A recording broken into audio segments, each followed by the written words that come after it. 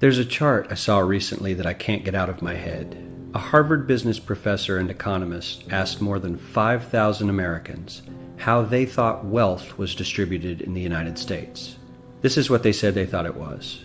Dividing the country into 5 rough groups of the top, bottom, and middle 3 20% groups, they asked people how they thought the wealth in this country was divided. Then he asked them what they thought was the ideal distribution.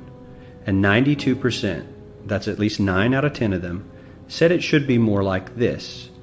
In other words, more equitable than they think it is. Now that fact is telling, admittedly, the notion that most Americans know that the system is already skewed unfairly. But what's most interesting to me is the reality compared to our perception. The ideal is as far removed from our perception of reality as the actual distribution is from what we think exists in this country. So ignore the ideal for a moment. Here's what we think it is again. And here is the actual distribution. Shockingly skewed.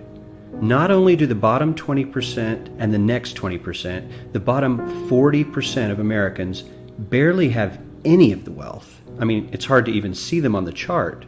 But the top 1% has more of the country's wealth than 9 out of 10 Americans believe the entire top 20% should have. Mind-blowing. But let's look at it another way, because I find this chart kind of difficult to wrap my head around.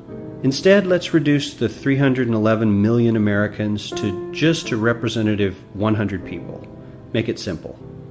Here they are: teachers, coaches, firefighters, construction workers, engineers, doctors, lawyers, some investment bankers, a CEO, maybe a celebrity or two. Now let's line them up according to their wealth. Poorest people on the left, wealthiest on the right, just a steady row of folks based on their net worth. We'll color code them like we did before based on which 20% quintile they fall into. Now let's reduce the total wealth of the United States, which was roughly $54 trillion in 2009, to this symbolic pile of cash. And let's distribute it among our 100 Americans. Well, here's socialism, all the wealth of the country distributed equally. We all know that won't work. We need to encourage people to work and work hard to achieve that good old American dream and keep our country moving forward. So, here's that ideal we asked everyone about. Something like this curve. This isn't too bad. We've got some incentive, as the wealthiest folks are now about 10 to 20 times better off than the poorest Americans. But hey, even the poor folks aren't actually poor, since the poverty line has stayed almost entirely off the chart. We have a super healthy middle class with a smooth transition into wealth. And yes, Republicans and Democrats alike chose this curve. 9 out of 10 people, 92%, said this was a nice, ideal distribution of America's wealth. But let's move on. This is what people think America's wealth distribution actually looks like. Not as equitable, clearly, but for me, even this still looks pretty great. Yes, the poorest 20 to 30% are starting to suffer quite a lot compared to the ideal, and the middle class is certainly struggling more than they were, while the rich and wealthy are making roughly 100 times that of the poorest Americans and about 10 times that of the still healthy middle class. Sadly, this isn't even close to the reality. Here is the actual distribution of wealth in America.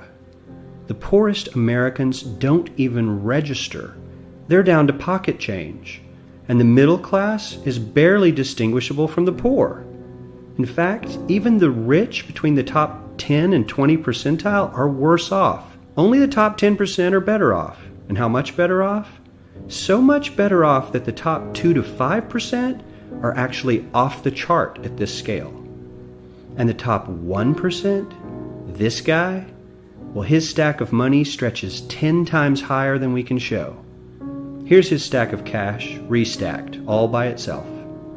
This is the top 1% we've been hearing so much about. So much green in his pockets that I have to give him a whole new column of his own, because he won't fit on my chart.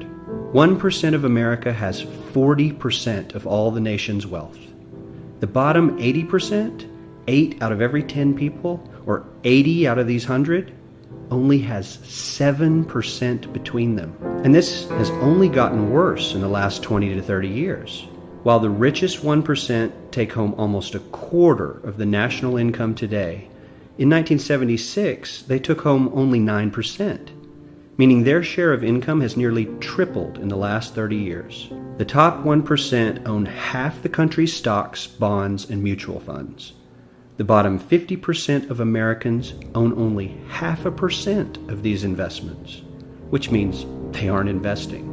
They're just scraping by. I'm sure many of these wealthy people have worked very hard for their money, but do you really believe that the CEO is working 380 times harder than his average employee? Not his lowest paid employee, not the janitor, but the average earner in his company. The average worker needs to work more than a month to earn what the CEO makes in 1 hour. We certainly don't have to go all the way to socialism to find something that is fair for hardworking Americans. We don't even have to achieve what most of us consider might be ideal. All we need to do is wake up and realize that the reality in this country is not at all what we think it is.